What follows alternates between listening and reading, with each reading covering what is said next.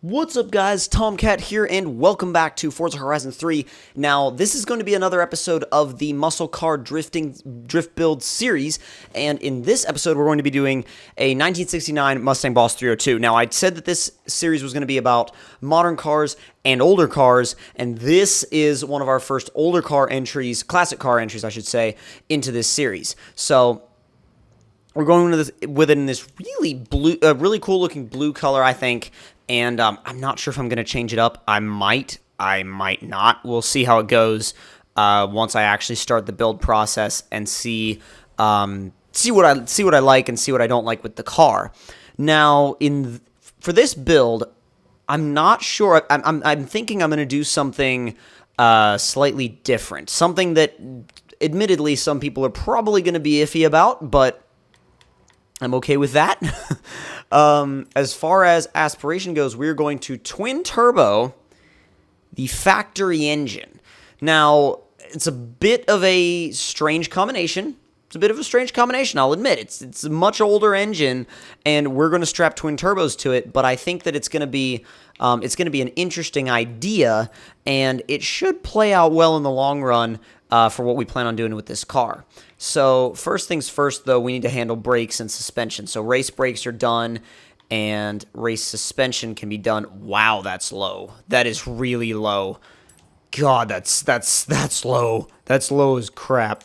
Now let's see if we can do. We'll get the chassis reinforcement and roll cage in. We'll get the actual weight reduction done. What are we sitting at? 2786. That's not bad after weight reduction. Not bad at all. And well, not bad for the kind of car it is. Get all of the drivetrain stuff done as well because we're gonna need it. We're really gonna need it. I'm thinking we're probably gonna have to play around with gear ratios a lot in this car.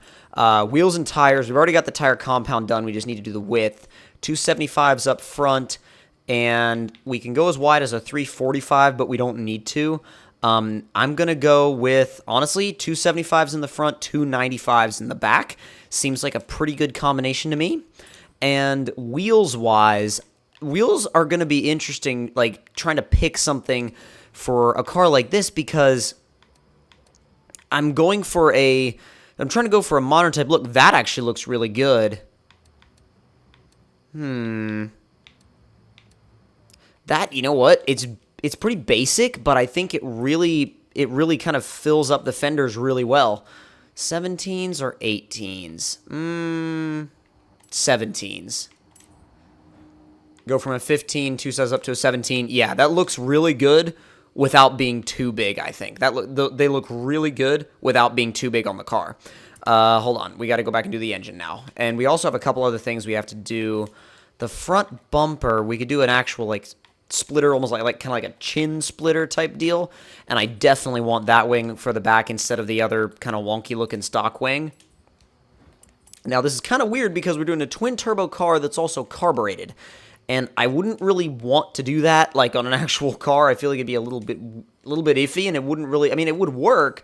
You'd just have to mess with it all the time. Cams and race turbos. From there, race intercooler. And you know what? For this engine, since it's older, I'm going to go ahead and build everything out all the way because I feel like we may need it. Let's see, 564, 507. Let's see, valve train stuff, 590, 531. Keep in mind, race turbos have already been done here. We already did the race turbos. We already did the race carb. We already did the race intake. And I believe the race exhaust, yeah, as well. So final power figure came out to 590 horsepower, 531 foot-pounds of torque. And that's with the, did we do the, yeah, we did the oil and cooling. And that's with the race turbos. So, admittedly, not a crazy high power figure, but I think this car will be able to do fine with it. And if it doesn't, all I'll do is honestly just keep shortening up the gearing until it does. What you can't fix with power, you can fix with gearing. And I'm a firm believer in that you can, whatever you can't fix with power, you can fix with gearing, because it usually works like that on a lot of cars. Now, gearing for now, we're bumping it up to a 410 in the back. And then we are shortening fifth and fourth, actually. We may as well shorten 6th as well. We're not going to be up in 6th most likely, but I feel like it would still be a good idea to shorten it up. Going to go -3 degrees of camber in the back, or sorry, in the front, and go, well, actually we should probably need to go more than that. -3.5 and then -2. Toe out just a little bit, and then the caster, we need to up that just a bit. There we go, 5. Soften the front sway bar a good bit just to make the front end a little bit more compliant. Springs, soften the front. And then for the ride height, drop it as pretty much as far as we can. I generally like to drop my drift cars pretty far down. And bring the bump in the rear down. Bring the rear bump at the front down, rear up. And for brakes, I'm going to do kind of like a generic setup like we did on the last car just for the braking balance.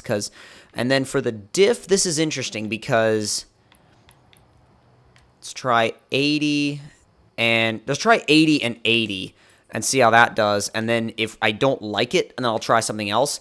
And I think, honestly, the color, I like it. Like, I like the color combination. It looks really good. What are we going to get? You know what? I'll just go to, ooh, please. Please, I've been trying to get that Horizon Edition for so long. Oh, come on, dude. One more.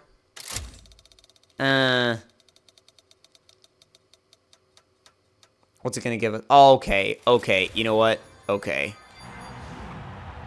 All right, so how much boost? That's what I want to know, too, is how much boost. Go away, Anna. Oh, God, go away music as well. Oh, crap. What did I... Never mind. Yes, exit photo mode. Did the game, like, freak out? I had... Nope. Nope. I need... Where's my... That's really strange. Not in gameplay. Where's my... Swap Anna? No.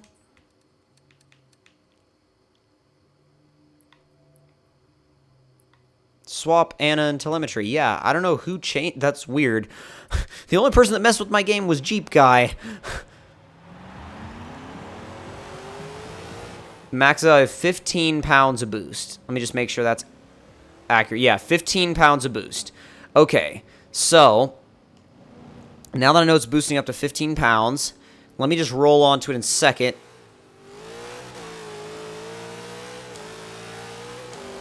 Wow, it's got a lot more traction than I thought it would have, which on one hand is good, but on the other hand is a bit worrying because it may mean we have to go to a smaller tire.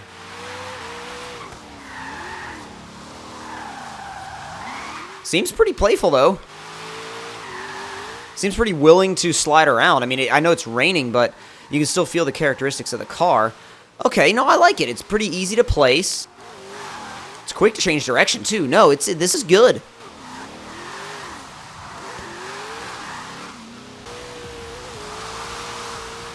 We may need to lock up the diff a bit more, too. Let me go ahead and do that. Let me go ahead and lock up the diff all the way to 100 and 100. And then once it's locked up... Hold on. There, once it's 100% locked up, basically welded, now I'm going to just go ahead and go straight to my favorite drift zone and genuinely see what this thing feels like and what it can do, what it can feel like, or what it does feel like, and how it responds overall. Now, I think, too... This being muscle car, drift car week, it makes it a very kind of weird concept to me because not really a weird concept to me, but it's like I never use these cars, so it is a bit of a different platform to get used to.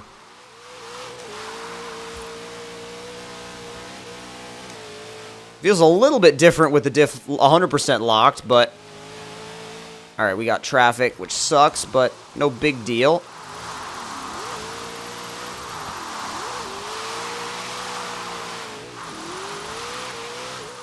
Either we need an engine swap or we need less tire in the back.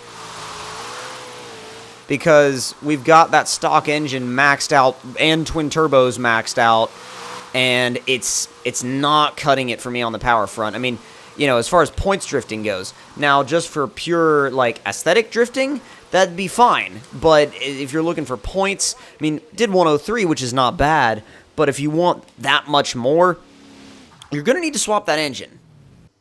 Now, just to see, as a comparison, I decided to swap the 6.2-liter V8 into this car, twin turbocharge it, and see how it did in comparison to the twin-turboed original engine, and this car is now putting out almost double the power that it was before. This car is making 1,016 horsepower and over 800 foot-pounds of torque, and I haven't tried it at all yet, and this is literally, I wanted to try it just so I could see what the difference was, and I'm going to roll on to it. Let's see how much boost it's making. 22 pounds of boost. That's a lot. Third gear spins. Fourth gear spins. Fifth. Dude, fifth hooks. Okay.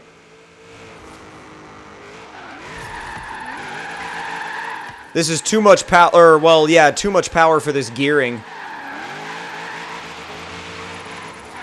God, you just basically, like, now you just sit on the rev limiter. It freaking works, though. Look at this.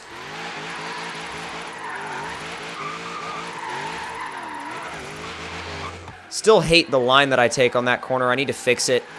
But, alright, so it's a lot easier to use. I just need to figure my line out for that section. I'm going to try that section a couple more times.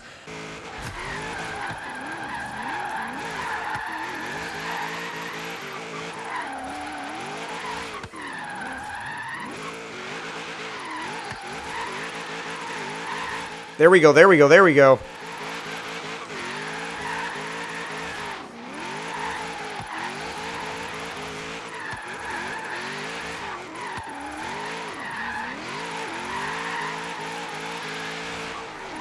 I will say the car's a little bit trickier to control now because before, with the 550-something horsepower, it was more based on momentum. It was more based on momentum, and there wasn't quite as much, like, trying to figure out what to do with all of the power. Whereas now, you have wheel spin on demand. You really do. And that can be a good thing and a bad thing. I mean, everybody freaks out because they're like, oh, it's always easier to drift with a higher horsepower car, period. I mean, it is to get it sideways, but to get higher scores, sometimes it's a little bit trickier with a high horsepower car. Or a higher horsepower car. Keep it to the inside. There it is. Or, well, the outside, rather. Because this car doesn't really like angle as much as some of the other cars that I drift with, so you kind of have to find a happy medium where it can sit, and sometimes it's a little tricky to do that.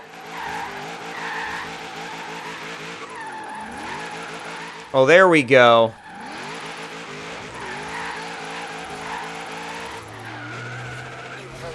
I may have found that happy medium because we just did a 160,000 point run, and that's pretty good. I mean, that's pretty good in my opinion. So I'm going to do a little bit more sliding around and get used to this car, and who knows, I may keep using it. I may continue to use it more in the future. I like it. Excuse me. Wow. And you know what? Maybe it's better at recovering from angle than I thought, because look at this.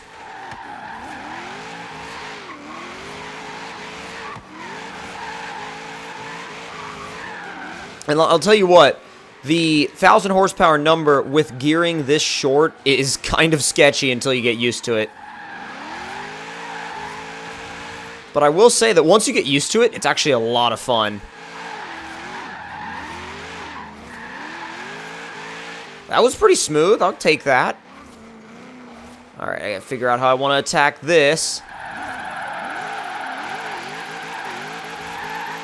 That wasn't bad. And swing back the other way. This thing loves, with the big power and the short gearing, it loves uphill sections. Dude, it devours them. Look at this. Easier to recover from angle than I thought it would be. Not bad, 107,000. I'll take that for that section. It's pretty good.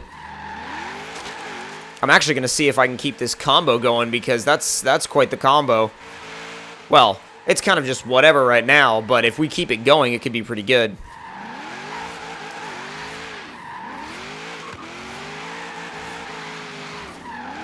And a simple... Never mind.